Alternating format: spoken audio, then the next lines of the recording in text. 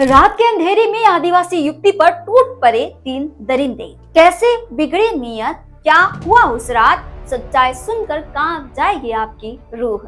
तो नमस्ते, मैं सोनी।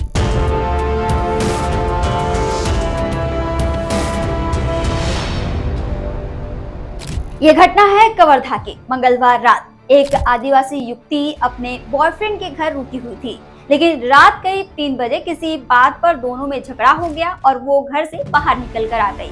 वे परेशान होकर बस स्टैंड की तरफ जा रही थी। तभी वहां एक बाइक पर 3 लड़के आए। उनके नाम थे नसीम अहमद, जितेंद्र खड़े और मोहम्मद सरफराज। इन तीनों की नजर उस अकेली लड़की पर पड़ी और उनकी नीयत बिगड़ गई। उन्होंने लड़की को बातों में फंसाया और जबरदस्ती अपनी बाइक पर बैठाकर एक सुनसान जगह ले गया। वो जगह थी अटल आवास के पीछे। वहां इन तीनों ने बारी बारी से उस लड़की के साथ दरिंदगी की। पुलिस ने बाद में बताया कि ये तीनों अदालतन अपराधी हैं और पहले भी कई मामलों में जेल जा चुके हैं। वारदात वाली रात इन तीनों ने एक दुकान से सुलेशन चुराया था। अगर आप नहीं जानते तो बता दूं, सुलेशन एक तरह का सिंथेटिक केमिकल है जिसे सूंघने से तेज नशा होता है। ये तीनों नशे में धुत थे और इसी नशे की हालत में उन्होंने इस घिनौने वारदात को अंजाम दिया। इस भयानक घटना के बाद ये दरिंदे लड़की को बस स्टैंड के पास छोड़कर फरार हो गए। किसी तरह वो लड़की हिम्मत करके महिला थाने पहुंची और पूरी घटना की जानकारी दी। पुलिस ने तुरंत मामला दर्ज किया और लड़की को मेडिकल के लिए जिला अस्पताल ले जाया गया। जैसे ही ये खबर समाज के लोगों को पता चली, उनका गुस्सा फूट पड़ा।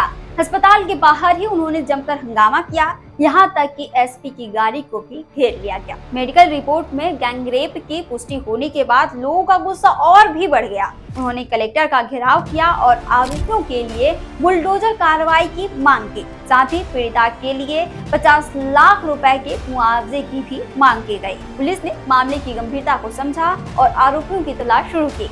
कड़ी मशक्कत के बाद शुक्रवार सुबह पुलिस ने नसीम अहमद को गंडई से और जितेंद्र खड़े और मोहम्मद सरफराज को चिल्फी घाटी से गिरफ्तार कर लिया है। पूछताछ में तीनों ने अपना गुनाह कबूल कर लिया है। ये घटना दिखाती है कि 99% क्राइम नशे की वजह से होते हैं। हाल ही में छत्तीसगढ़ सरकार ने 67 नई शराब की दुकानें खोली है। वहीं विपक्ष पार्टी पर भी शराब से जुड़े कई घोटाले के आरोप लगे हुए हैं। अब आप बताइए कि कौन सी पार्टी सही है या दोनों एक जैसे ही हैं? अपनी राय कमेंट में जरूर बताएं। छत्तीसगढ़ से जुड़े और अपडेट्स के लिए आप देखते रहें वयम छत्तीसगढ़।